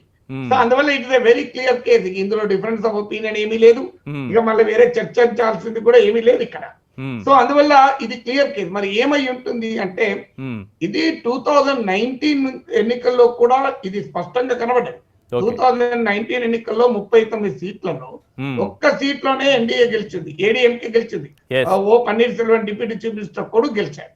అక్కడ మొదటిది ఏంటంటే పళనిస్వామి ప్రభుత్వానికి వ్యతిరేకంగా ప్రజల్లో తీవ్రమైన యాంటీ ఇన్కంబెన్సీ ఉంది ఒకటి. 2, ఈపీఎస్ ఓపీఎస్ గ్రూపులుగా ఏడీఎంకే చీలిపోయింది. బీజేపీ దర్శకత్వంలో కాస్తంత ఈ 2 వర్గాలను గట్టిగా మిషన్ మీద కుట్టినరు. కానీ కుట్టిన బొంతను కుట్టినట్టు కుట్టినా కూడా ఇది అతుకుల బొంతే. ఇక 3వది ఏంటంటే బీజేపీ చేరికతో ఏడీఎంకే కూటమికి మైనారిటీ ఓటు దూరమైంది. 4వది పిఎంకేకు వాస్తవంగా ఇక్కడ 20% ఓటింగ్ ఉంది. సారీ 13%. నీకు పిఎంకేకి ఇక్కడ కంఫర్టబుల్ ఓటింగ్ 6% ఓటింగ్ ఉంది. 6% ఓటింగ్ ఉన్న పిఎంకేకు చాలినన్ని సీట్లు మరి. కేవలం 3% ఓటింగ్ ఉన్న బీజేపీకి ఎక్కువ సీట్లు ఇచ్చారు. ఇది పిఎంకే క్యాడర్ లో రివర్స్ కావటానికి ఇది కారణమైంది. ఐదవది ఏంటంటే ఈ రెండు కూటములు డిఎండికే పొత్తు పెట్టుకోలేకపోయింది. ఏడీఎంకే మీకు విజయకాంత్ నాయకత్వంలో విజయకాంత్ అనారోగ్యం ఉంది కానీ ఆయన భార్య కొడుకు రంగంలో ఉన్నారు. సో డిఎండికేను ఏడీఎంకే ఫోన్ లో ఉంచుకోలేకపోయారు. తర్వాత దినకరన్ నాయకత్వంలోని ఏఎంఎంకే అమ్మ మునేత్ర అనేది ఉంటుంది. సో ఆ ఫాక్షన్ శశికళను బీజేపీ వాళ్ళు లాస్ట్ మినిట్ లో జాగ్రత్తగా పక్కకు తప్పించగలిగినా కూడా మీకు ఆ దినకరన్ రంగంలో ఉన్నాడు. దానివల్ల ఈ రెండు ఫ్యాక్షన్లు కూడా ఏడీఎంకేను దెబ్బతీసేటువంటి వారే. దీనికి భిన్నంగా డిఎంకే, కాంగ్రెస్, ఇతర మిత్రపక్షాలు బలంగా ఉన్నారు. బీహార్ లో ఆర్జేడీ చేసిన మిస్టేక్ ను డిఎంకే చేయలే. ఆర్జేడీ 70 సీట్లు కాంగ్రెస్ కి ఇచ్చింది, 19 సీట్లే కాంగ్రెస్ గెలిచింది. నిజంగా చెప్పాలంటే ఆర్జేడీ దెబ్బతిందిలే, బీహార్ లో కాంగ్రెస్ దెబ్బతింది. ఇక్కడ డిఎంకే ఈ తప్పు చేయకుండా ఖాళీ 20కి పైచిలకు సీట్లు మాత్రమే కాంగ్రెస్ కి ఇచ్చింది. అంటే ఒకవేళ కాంగ్రెస్ ఎక్కువ సీట్లు ఇచ్చి ఉంటే బీహార్ లాగా ఇక్కడ కూడా డిఎంకే దెబ్బతింది. దానితో పాటు చివరి నిమిషంలో అన్నా డిఎంకే ఒక గ్యాంబుల్ ఆడింది. 1 ER కమ్యూనిటీ ఒక పవర్ఫుల్ కమ్యూనిటీ. అక్కడ 13% ఓటు, ఒక 60-70 సీట్లలో 1 ER ఇన్ఫ్లుయెన్షియల్ నార్థన్ తమిళనాడు. ఈ 1 ER లకు ఏం చేశారంటే 1 ER లకు ఎంబీసీలో సెపరేట్ గా ఒక మోర్ దెన్ 10% కోటా ఇచ్చారు. ఇది బూమరాంగ్. ఇది ఎట్లా బూమరాంగ్ అయిందంటే non 1 ER including SC, non 1 ER and ఎస్సీస్ ను కలిపేసింది. 1 ER లో అనుమానాలు క్రియేట్ అయింది. నిజంగా ఇది ఉంటుందా? ఎందుకంటే ఈపీఎస్ కోమో 1 ER గౌండర్లు, అంటే ఈపీఎస్ ముఖ్యమంత్రి పళనిస్వామి క్యాస్ట్ గౌండర్స్. సో ఈ ముఖ్యమంత్రి పోటీ చేసిన నియోజకవర్గంలో 1 ER అండ్ గౌండర్ల కాంబినేషన్ తో ఈజీగా గెలుస్తాడు. కానీ ఓపీఎస్ కి వచ్చే వరకు ఏంటంటే డిప్యూటీ చీఫ్ మినిస్టర్ కు 1 ER లకు వ్యతిరేకంగా తేవర్ కమ్యూనిటీ ఉంది. సో ఎప్పుడైతే 1 ER లకు రిజర్వేషన్ ఇచ్చారో అది ఓపీఎస్ కూడా దెబ్బతీసింది. దీంతో ఓపీఎస్ ఈపీఎస్ ఏమో 1 ER లకు మేము రిజర్వేషన్ ఇచ్చినా చెప్తున్నాడు, ఓపీఎస్ ఏమో ఇది ఎక్కువ కాలం ఉండదని చెప్పాడు. దీనితో ఇది గందరగోళమే. అప్పుడు డిఎంకే తెలివిగా ఏం చేసిందంటే 1 ER లలో మిమ్మల్ని మోసం చేస్తున్నాడు, ఈపీఎస్ ఒకటి అంటున్నాడు, ఓపీఎస్ ఒకటి అంటున్నాడు అని ప్రచారం చేసింది. నాన్ 1 ER లోమో చూడండి 1 ER రిజర్వేషన్లు ఇచ్చి మీ ప్రయోజనాలు దెబ్బతీస్తున్నారు అని చెప్పి ప్రచారం చేసింది. ఈ రెండు బూమరాంగ్ అయింది. 1 ER రిజర్వేషన్ ఇష్యూ అనేది ఏడీఎంకేను బాగా దెబ్బతీస్తుంది. ఎస్, ఇక్కడ మక్కల్ నీతిమయం కమల్ హాసన్ పార్టీ కనీస ప్రభావం కనీసం కూడా ఎక్కడా కనిపించినట్టుగా మనకు ఈ ఎగ్జిట్ పోల్ సర్వేలో కనిపించట్లేదు. ఏంటి సార్ దాని ప్రభావం పూర్తిగా లేదా?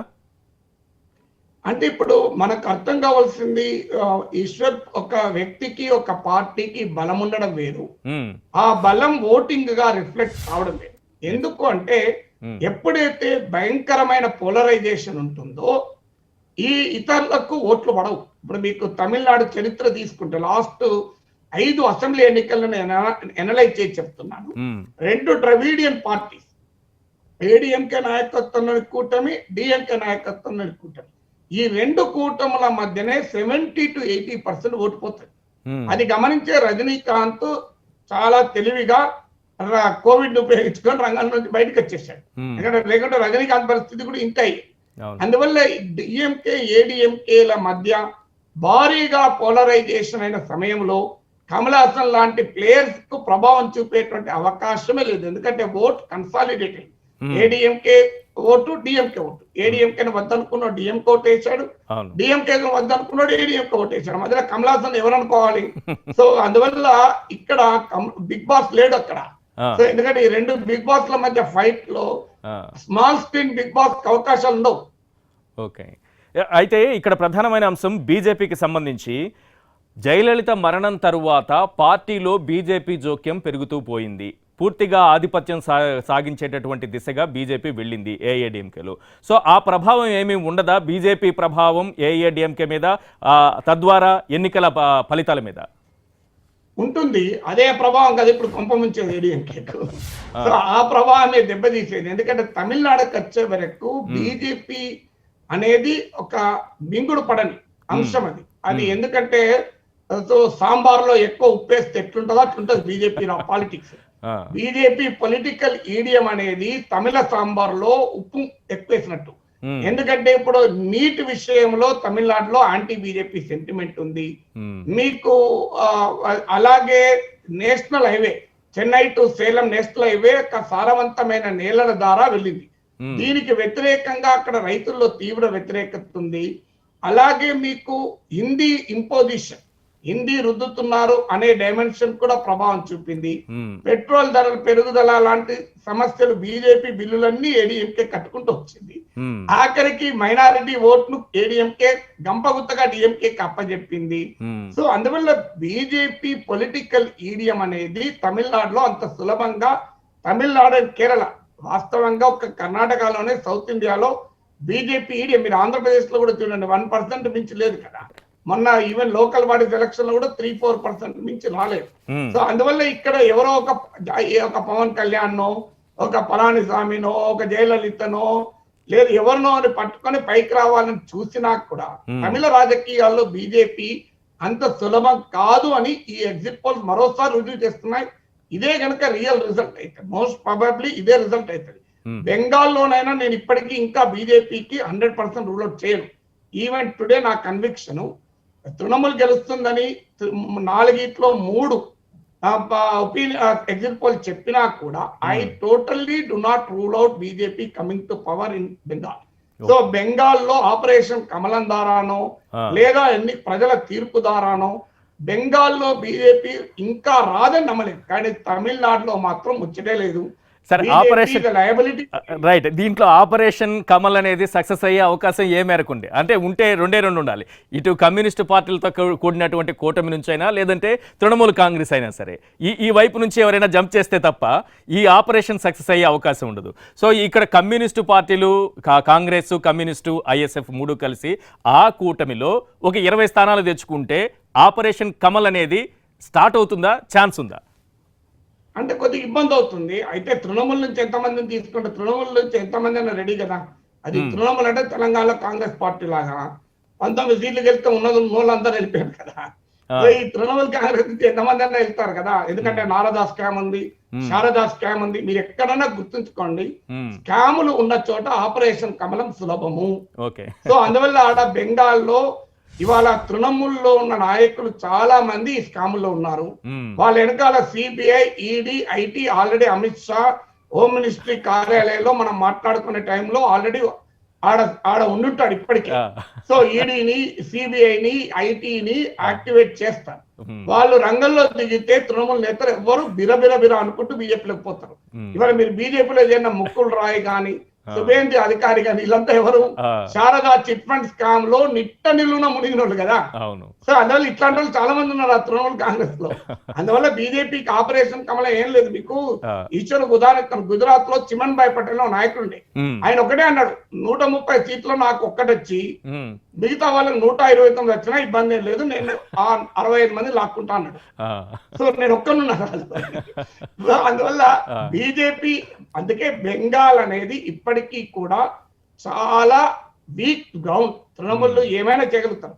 తృణమూల్ కు మంచి మెజారిటీ వచ్చి ఈ లెఫ్ట్ కాంగ్రెస్ ఐపీఎఫ్ కనుక మంచి ఒక 20 సీట్లు వస్తేనే మమతా బెనర్జీ గెలిచిన తర్వాత కూడా ఉండగలుగుతుంది.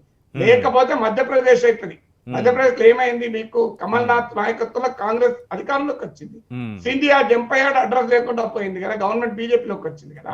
రాజస్థాన్ లో సచిన్ పైలట్ తో అలాగే చేయాలని చూశారు, కాలేదు. కానీ Trinamool will go Madhya Pradesh way, it won't go Rajasthan way. ఆశ ఏంటంటే హయ్యర్ లిమిట్, ఇప్పుడు 168 తృణమూల్కి వచ్చి 20 సీట్లు వీళ్ళకి వస్తే 188 అవుతుంది. అప్పుడు బీజేపీకి అంత సులభం కాదు. ఎస్ రైట్ సార్, ఒకసారి కేరళ పరిస్థితి ఏంటో చూద్దాం. కేరళలో మొత్తం 140 అసెంబ్లీ స్థానాలకు ఓటింగ్ ప్రక్రియ ముగిసింది. సిపిఎం నేతృత్వంలోని ఎల్డీఎఫ్ కూటమి, కాంగ్రెస్ మద్దతు గల యూడీఎఫ్ మధ్య గట్టి పోటీ నెలకొంది. బీజేపీ కూడా కేరళలో పాగా వేసేందుకు గట్టిగానే ప్రయత్నించింది. కానీ ఎగ్జిట్ పోల్ ఫలితాలు ఏ రకంగా ఉన్నాయో ఒక్కసారి మనం స్క్రీన్ పైన చూద్దాం. కేరళలో మొత్తం 140 అసెంబ్లీ స్థానాలు ఎగ్జిట్ పోల్ ఫలితాలను మనం చూస్తున్నాము. Republic TV, India Today, ABP ఇచ్చినటువంటి ఎగ్జిట్ పోల్ ఫలితాలు. ఎల్డీఎఫ్, యూడీఎఫ్, ఎన్డీఏకి సంబంధించి ఎల్డీఎఫ్కి సంబంధించి 72 నుంచి 80 స్థానాలు కైవసం చేసుకునేటటువంటి అవకాశం ఉందనేది చాలా క్లియర్గా రిపబ్లిక్ టీవీ ఇచ్చింది. ఇక యూడిఎఫ్ 58 నుంచి 64 స్థానాల్లో విజయం సాధించేటటువంటి అవకాశం ఉందని తేల్చింది. మ్యాజిక్ ఫిగర్ 71ని దాటుకుని ఎల్డీఎఫ్ మరోసారి అధికారంలోకి రాబోతోంది అనేది క్లియర్గా కనిపిస్తోంది. 72 నుంచి 80 స్థానాలు ఎల్డీఎఫ్, అలాగే కాంగ్రెస్ నేతృత్వంలోని కూటమి 58 నుంచి 64 స్థానాలు. రైట్, ఇక ఇండియా టుడేకి సంబంధించి 104 నుంచి 120 స్థానాలు ఎల్డీఎఫ్ కైవసం చేసుకోబోతోందంటూ తేల్చింది. యూడీఎఫ్ కేవలం 20 నుంచి 36 స్థానాలకే పరిమితం కాబోతోందన్నది India Today exit poll survey ఫలితాలను బట్టి తెలుస్తోంది. ఇక ఏబీపీకి సంబంధించి 71 నుంచి 77 స్థానాల్లో ఎల్డీఎఫ్, 62 నుంచి 68 స్థానాల్లో యూడీఎఫ్. ఓవరాల్గా చూసుకున్నప్పుడు మ్యాజిక్ ఫిగర్ను టచ్ చేస్తూ ఎల్డీఎఫ్ అత్యధిక స్థానాలు 120 వరకు కైవసం చేసుకునేటటువంటి అవకాశం ఉంది. ఇక యూడీఎఫ్కి సంబంధించి 3 ఎగ్జిట్ పోల్ సర్వేలు మనం చూసినప్పుడు మినిమం కనిష్టంగా 20 నుంచి మొదలు పెడితే గరిష్టంగా 68 స్థానాలు దక్కాయి. ఇక ఎన్డీఏ బీజేపీకి సంబంధించి 1 నుంచి 5 స్థానాలు అంటూ రిపబ్లిక్ టీవీ, ఇండియా టుడే 0 నుంచి 2 స్థానాలు, అలాగే ఏబీపీ 0 నుంచి 2 స్థానాలు. ఎన్డీఏ పరిమితిని మనం చూస్తున్నాము. మ్యాక్సిమం మనకు కనిపిస్తున్నటువంటి నెంబర్ ఇక్కడ 5 మాత్రమే. కేవలం 0 నుంచి కూడా మొదలుపెట్టి 2 వరకు అంటూ తేల్చినటువంటి సర్వే సంస్థలు కూడా కనిపిస్తున్నాయి. అంటే కనిష్టంగా 0, గరిష్టంగా 5 స్థానాలు బీజేపీ గెలుచుకునేటటువంటి అవకాశం ఉందనేది ఓవరాల్గా చూసినప్పుడు చాలా క్లియర్గా కనిపిస్తోంది. ఎల్డీఎఫ్ మరోసారి అధికారంలోకి రాబోతోంది. గరిష్టంగా 120 స్థానాలను కైవసం చేసుకోబోతోంది. ఇక్కడ మ్యాజిక్ ఫిగర్ 71ని దాటుకుని 72 స్థానాల నుంచి 80 స్థానాలు కైవసం చేసుకుంటుంది అంటూ రిపబ్లిక్ టీవీ ఎల్డీఎఫ్కి సంబంధించి క్లియర్గా చెప్పింది. ఇక ఇండియా టుడే 104 నుంచి 120 స్థానాలంటూ మ్యాక్సిమం సీట్లను ఇక్కడ కట్టబెట్టింది. ఇక ఏబీపీ అయితే 71 నుంచి 77 స్థానాల్లో ఎల్డీఎఫ్ విజయం సాధించబోతోందంటూ తేల్చింది. రైట్, దీనిపైన ప్రొఫెసర్ కె నాగేశ్వర్ గారి విశ్లేషణ ఒకసారి చూద్దాం. సార్, కేరళలో ఏం జరిగింది, ఏ అంశాలు ప్రధానంగా కనిపిస్తున్నాయి? బీజేపీ కూడా అక్కడ బలంగా లేకపోయినా ఈసారి మాత్రం గట్టి పోటీ ఇవ్వడానికి చాలా ప్రయత్నాలు చేస్తూ వచ్చింది.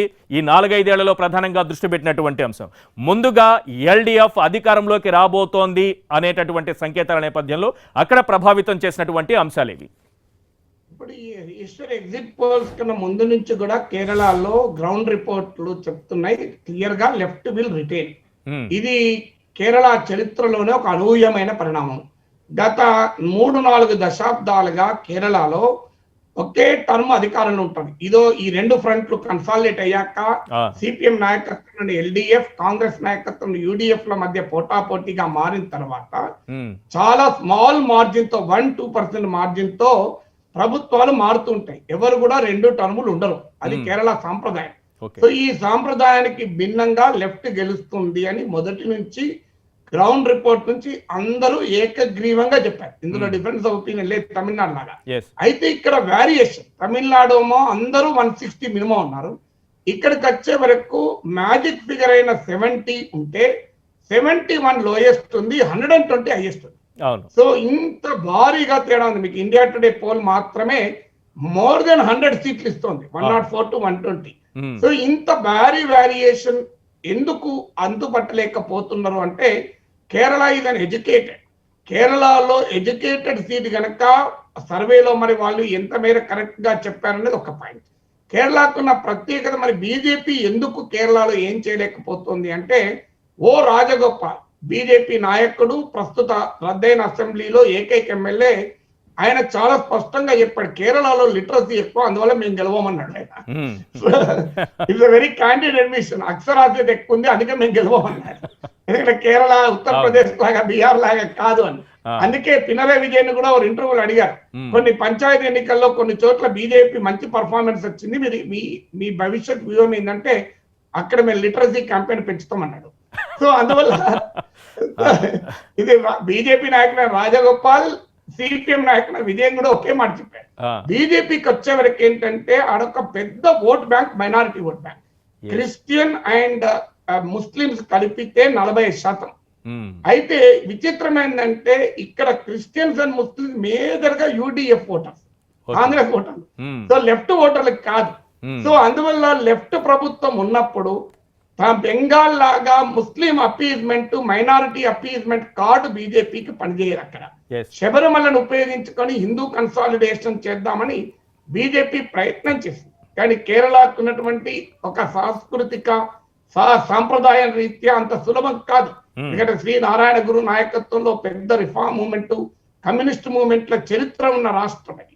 ఇంకొక ముఖ్యమైన అంశం ఏంటంటే కేరళలో మీకు బీజేపీకి ఎన్ని సీట్లు వస్తాయనేది ముఖ్యం కాదు, ఎన్ని ఓట్లు వస్తాయని ముఖ్యం. ఇప్పుడు లాస్ట్ అసెంబ్లీ ఎన్నికల్లో కూడా బీజేపీకి గణనీయమైన ఓటింగ్ వచ్చింది. మీకు 2016 ఎలక్షన్ చూసుకుంటే 29 సీట్స్ లో గెలిచిన ఓడిన అభ్యర్థుల మధ్య ఎవరైనా గెలవండి 5,000 తేడా. సో ఓన్లీ 5,000 తేడాతో 29 సీట్స్. మరో 28 సీట్లలో 5,000 to 10,000, మరో 38 సీట్లో 10,000 to 20,000, ఒక 35 సీట్లలో 20 to 40,000. కానీ బీజేపీకి 42 స్థానాల్లో అబౌట్ 20,000 ఓటింగ్ వచ్చింది. అంటే బీజేపీ ఓటింగ్ గనక గణనీయంగా పెరిగితే సిపిఎం నాయకత్వం ఎల్డిఎఫ్ కు భారీ విజయం వస్తుంది. ఇదొక విచిత్రమైన అంశం. ఇక్కడ కేరళలో కమ్యూనిస్టులను గెలిపించేది బీజేపీ బలమే. సో బీజేపీ నా అంచనా అయితే బీజేపీకి ఓటింగ్ పెరిగితే అది డెఫినెట్ గా లెఫ్ట్ కు ఉపయోగపడుతుంది. ఎందుకంటే యాంటీ లెఫ్ట్ ఓటే బీజేపీ తీసుకుంటుంది కనుక. సో అందువల్ల ఇండియా టుడే సర్వే క్లియర్ అయ్యే అవకాశం కూడా మనకు కొట్టిపారేది. అందువల్ల కేరళ అనేది చాలా థిన్ మార్జిన్స్ ఉంటాయి. అందులో బీజేపీకి ఎన్ని ఓట్లు వస్తాయి అనేది ఒక ఇంపార్టెంట్. ఇక్కడ ఇంకో ముఖ్యమైనదంటే మన దేశ రాజకీయాల్లో వచ్చిన మార్పు ఏంటంటే ప్రెసిడెన్షియలైజేషన్ అయిన పార్లమెంటరీ ప్రజాస్వామ్యమైన నాయకులను చూసి ఓటేస్తాం. అందులో ఈ కోవిడ్ క్రైసిస్ తర్వాత ప్రజల్లో ఒక ట్రెండ్ ఏంటంటే మాకు స్ట్రాంగ్ లీడర్షిప్ కావాలి. ఇలా మోడీకి ఉన్న మేజర్ అడ్వాంటేజ్ అదే కదా. కేరళకు వచ్చే వరకు కూడా పినరయ్ విజయన్ అనే అతను ఆయన పర్సనల్ ఇమేజ్ కూడా బాగా పనిచేసింది. ముఖ్యంగా 2 వరదలు, ఒక తుఫాను, మీకు ఒక నిఫా వైరస్, ఇప్పుడు కోవిడ్, ఈ 5 విపత్తుల్లో కూడా సిపిఎం విజయ్ నాయకత్వం సిపిఎం ప్రభుత్వం బాగా పనిచేసిందని ప్రత్యర్థులు మెచ్చుకున్నారు. మీకు కోవిడ్ టైంలో దేశంలో ఎక్కడా లేనట్టుగా ముఖ్యమంత్రి అపోజిషన్ లీడర్ కలిసి ప్రెస్ కాన్ఫరెన్స్ అడ్రస్ చేశారు. మీకు పచ్చి కమ్యూనిస్ట్ వ్యతిరేక పత్రిక అయిన మలయాళం మనోరమ ఎడిటర్ ను కేరళలో ఒక సివిల్ సొసైటీ మిషన్ కు పినరయ్ విజయన్ చైర్మన్ గా పెట్టారు. అంటే బియాండ్ ద లెఫ్ట్ ఓటర్ ను కూడా పినరయ్ విజయన్ పర్సనాలిటీ అట్రాక్ట్ చేసింది. ఇంకా కేరళ సిపిఎం లో దశాబ్దాలుగా విజయన్ గ్రూప్ ఒకటి, విఎస్ అచ్యుతానందన్ నాయకత్వంలో ఇంకో గ్రూప్ ఉంటుంది. అచ్యుతానందన్ చాలా ఓల్డ్ అయిపోవడం వల్ల కేరళ సిపిఎం చరిత్రలో ఇటీవల చరిత్రలో మొదటిసారిగా సిపిఎం యునైటెడ్ గా ఎన్నికలు ఫేస్ చేసింది. ఇందుకు భిన్నంగా కాంగ్రెస్ లో 4 ముఖ్యమంత్రి అభ్యర్థులు, ఒమన్ చాందీ ఒకవైపు, తర్వాత రమేష్ తెన్నితల ప్రతిపక్ష నాయకుడు ఇంకో అతను, ఈ మధ్య శశి థరూర్ పాపులర్ అయ్యాడు. సో ఇలా 4 ముందుకొచ్చారు. సో కేరళ కాంగ్రెస్ ఏమో 4 గ్రూపులుగా విడిపోతే సిపిఎం ఏమో అంతకు ముందున్న గ్రూపిజాన్ని కూడా అధిగమించి యునైటెడ్ గా రంగంలో దిగింది. దీనితో పాటు వెల్ఫేర్ స్కీమ్స్ ప్రభావం ఉంది. కుటుంబం శ్రీ అని 30 లక్షల మహిళలు మనలాగా సెల్ఫ్ హెల్ప్ గ్రూప్స్ అంటారు, డాక్టర్ లాగా. ఈ కుటుంబం శ్రీలో 30 లక్షల మందిని ఎన్రోల్ చేసి వారి సామాజిక ఆర్థిక స్థితిగతులను మెరుగుపరచడం, ఈ పర్ఫార్మెన్సే పినరయ్ విజయన్ నాయకత్వం ఎల్డిఎఫ్ కు మంచి విజయాన్ని తెచ్చిపెట్టే వాతావరణాన్ని కలిగించింది. రైట్ సార్, ఒకసారి అస్సాం పరిస్థితి ఏంటో కూడా చూద్దాం. అస్సాంలో మొత్తం 126 అసెంబ్లీ స్థానాలకు 3 దశల్లో ఎన్నికల ప్రక్రియ ముగిసింది. మొదటి దశలో 47 స్థానాలకు మార్చి 27న, రెండో దశలో 39 స్థానాలకు ఏప్రిల్ 1న, మూడో దశలో 40 స్థానాలకు ఏప్రిల్ 6న పోలింగ్ జరిగింది. ఇక్కడ అధికార పార్టీ బీజేపీ అలాగే కాంగ్రెస్తో కలిసి ఏఐయుడిఎఫ్ కూటమి ఏర్పడింది. వీటి మధ్య హోరాహోరీ పోరు ఉంది. అసోంలోని మొత్తం 126 అసెంబ్లీ స్థానాలకు సంబంధించి ఎగ్జిట్ పోల్ ఫలితాలు ఏ రకంగా ఉన్నాయి? బీజేపీ మళ్ళీ అధికారంలోకి రావడానికి చాలా ప్రయత్నాలు చేసింది, గట్టి ప్రయత్నాలు చేసింది. మరి ఓటర్లు ఏ రకమైనటువంటి తీర్పిచ్చారు? ప్రస్తుతానికి ఎగ్జిట్ పోల్ సర్వే ఫలితాలు ఏం చెబుతున్నాయి? అసోంలో 64 మ్యాజిక్ ఫిగర్ కావాలి. రిపబ్లిక్ టీవీ బీజేపీకి సంబంధించి 74 నుంచి 84 స్థానాల్లో విజయం సాధించే అవకాశం ఉన్నట్టుగా తేల్చింది. ఇక కాంగ్రెస్ పార్టీకి సంబంధించి 40 నుంచి 50 స్థానాల్లో విజయం సాధించే అవకాశం ఉందని తేల్చింది. ఇక ఇండియా టుడే 75 నుంచి 85 స్థానాల్లో బీజేపీ, కాంగ్రెస్ పార్టీకి సంబంధించి 40 నుంచి 50 స్థానాలు. రెండు ఎగ్జిట్ పోల్ సర్వే ఫలితాలు ఒకే రకంగా ఉన్నాయి, క్లియర్గా గమనించవచ్చు. రిపబ్లిక్ టీవీ బీజేపీకి సంబంధించి 74 నుంచి 84 స్థానాల్లో విజయం సాధించే అవకాశం ఉందంటే, ఇండియా టుడే బీజేపీ 75 నుంచి 85 స్థానాల్లో విజయం సాధించే అవకాశం ఉందని తేల్చింది. అంటే స్పష్టమైనటువంటి మెజారిటీతో మళ్ళీ అధికారంలోకి రాబోతోంది, 74 నుంచి 75 స్థానాల్లో విజయం సాధించబోతోంది అనేది ఈ రెండు సర్వే సంస్థలకు సంబంధించి. ఇక కాంగ్రెస్ పార్టీకి సంబంధించి 40 నుంచి 50 స్థానాలు, కనిష్టం 40 కనిపిస్తోంది, గరిష్టం 50 కనిపిస్తోంది. ఇక మిగిలిన సర్వే సంస్థలను కూడా ఒకసారి చూద్దాం. ఏబీపీ, జన్ కీ బాత్ ఈ రెండు కూడా ఇచ్చినటువంటి సర్వే ఫలితాలు. బీజేపీ 58 నుంచి 71 స్థానాల్లో విజయం సాధించే అవకాశం ఉందంటూ ఏబీపీ తేల్చింది. ఇక్కడ కనిష్టంగా 58 కనిపిస్తోంది, మ్యాజిక్ ఫిగర్ కంటే తక్కువ ఉంది బీజేపీ. కానీ గరిష్టం చూసేటప్పటికీ బీజేపీ 71 స్థానాల్లో విజయం సాధించేటటువంటి అవకాశం ఉంది అని తేల్చింది. ఇక కాంగ్రెస్ పార్టీకి సంబంధించి 53 నుంచి 66 స్థానాల్లో విజయం సాధించబోతోందంటూ ఏబీపీ ఎగ్జిట్ పోల్ సర్వే చెబుతోంది. జన్ కీ బాత్ 68 నుంచి 78 స్థానాల్లో బీజేపీ విజయం సాధిస్తుందని, కాంగ్రెస్ పార్టీ 48 నుంచి 58 స్థానాల్లో విజయం సాధించబోతోందని తేల్చింది. ఓవరాల్గా మనం Republic TV, India Today, ABP, Jan Ki Baat ఈ 4 సర్వే సంస్థలు ఇచ్చినటువంటివి చూసినప్పుడు 74 నుంచి 84, 75 నుంచి 85 అంటూ రెండు సర్వే సంస్థలు తేల్చితే, ఏబీపీ మాత్రమే మ్యాజిక్ ఫిగర్ కంటే తక్కువగా బీజేపీకి 58 కనిష్టం ఇచ్చింది. కానీ గరిష్టం వచ్చేటప్పటికీ అది మనకి మ్యాజిక్ ఫిగర్ని దాటుకుని వెళ్ళి అధికారంలోకి వచ్చేటటువంటి అవకాశం కనిపిస్తోంది. జన్ కీ బాత్ 68 స్థానాలు ఇచ్చినా మ్యాజిక్ ఫిగర్ని దాటుకుని ఉంది, 78 స్థానాల వరకు గరిష్టంగా గెలుచుకునేటటువంటి అవకాశం ఉంది. ఎక్కడ కూడా మనకు ప్రధానంగా కాంగ్రెస్ పార్టీకి సంబంధించి ఇక్కడ ప్రధానమైన 64 స్థానాలు, ఏబీపీ మాత్రమే 53 నుంచి 66 స్థానాలు ఇచ్చిన సందర్భంలో మాత్రమే మనకి ఈ ఒక్క సర్వేలో మాత్రమే కాంగ్రెస్ పార్టీ మ్యాజిక్ ఫిగర్ని టచ్ చేసేటటువంటి అవకాశం కనిపిస్తోంది. మిగిలిన సర్వేలన్నీ కూడా మనం కనిష్టం నుంచి గరిష్టం తీసుకున్నప్పుడు మ్యాక్సిమం మనకు బీజేపీనే కనిపిస్తోంది. 74, 84, 75, 85, 58, 71, 68, 78 ఇది 4 సర్వే సంస్థలు బీజేపీకి ఇచ్చినటువంటి అంశం. ప్రొఫెసర్ కె నాగేశ్వర్ గారితో మనం మాట్లాడదాం.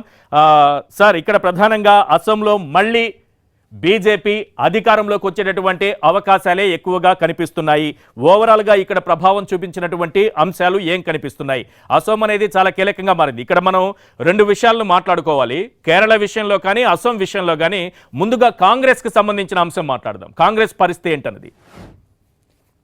కాంగ్రెస్ పరిస్థితి మీకు బెంగాల్లో గెలవదు, కేరళలో ఓడిపోతుంది, తమిళనాడులో పుంజుకుంటుంది, అస్సాంలో కాస్తంత నిలబడుతుంది, పుంజుకోదు, గెలవదు. కానీ అయితే మీకు ఇక్కడ అస్సాంకి వచ్చేవరకు ఏంటంటే, మీరు బెంగాల్లో ఎలాగైతే తృణమూల్ గెలుస్తుంది, బీజేపీ ఓడిపోతుందనే మెజారిటీ సర్వేలు చెప్తున్నాయో, still BJP may come as a pleasant surprise. అస్సాంలో కూడా Congress may come as a pleasant surprise. Congress నాయకత్వాల కూటమి. ఎందుకు అంటున్నానంటే, కాంగ్రెస్ కు ఒక బలమైన అరిథమెటిక్ ఉన్నది ఇక్కడ. Congress all India United democratic front అనే బద్రుద్దీన్ కమల్ నాయకత్వంలో ప్రధానంగా ముస్లిం ఓటింగ్ ఉన్న పార్టీ. ఇది కాకుండా బోడో పీపుల్స్ ఫ్రంట్ బీజేపీ కూటమి నుంచి ఎన్నికల సమయంలో కాంగ్రెస్ కూటమిలోకి వచ్చింది. లెఫ్ట్ ఈ నలుగురు కలిపితే, Congress, AUDF, BPF and left కలిపితే 2016 లో 48% ఓటింగ్ ఉంది. It's a massive formidable arithmetic. So ఈ ఫార్మిడబుల్ అరిథమెటిక్ మహాజోట్ గా ముందుకు వచ్చింది. మొదటి నుంచి కూడా అస్సాంలో బీజేపీ మళ్లీ గెలుస్తుంది అన్న అభిప్రాయమే గ్రౌండ్ రిపోర్ట్ వచ్చింది. అయితే చివరికి ఎన్నికల సమయంకి వచ్చే వరకు మహాజోట్ పుంజుకుంది, బీజేపీకి సవాల్గా మారింది అన్నారు. అందుకే మీకు ఈ తేడా కనబడుతుంది. ఇప్పుడు వన్ ఆఫ్ ది పోల్స్టర్స్ మీకు మ్యాజిక్ ఫిగర్ కన్నా బీజేపీకి తక్కువ ఇవ్వడానికి కారణం అది. అయితే ఈ అరిథమెటిక్ కెమిస్ట్రీగా ఉంటుందా? ఇప్పుడు AUDF can be an asset and can be a liability. అంటే ముస్లిం ఓటర్ను కాంగ్రెస్ అట్రాక్ట్ చేస్తుంది అన్నదాన్ని గనక రివర్స్ లో గనక బీజేపీ సమర్థవంతంగా ఉపయోగించుకోగలిగితే హిందూ కన్సాలిడేషన్ కూడా వచ్చే అవకాశం ఉంటుంది. అందువల్ల అక్కడ బీజేపీ గెలిచే అవకాశమే అస్సాంలో ఎక్కువ ఉంటుంది. బట్ టోటల్ గా 100% అయితే కాంగ్రెస్ మా నాయకత్వంలోని మహాజోట్ రాదని రూల్ అవుట్ చేయాలి.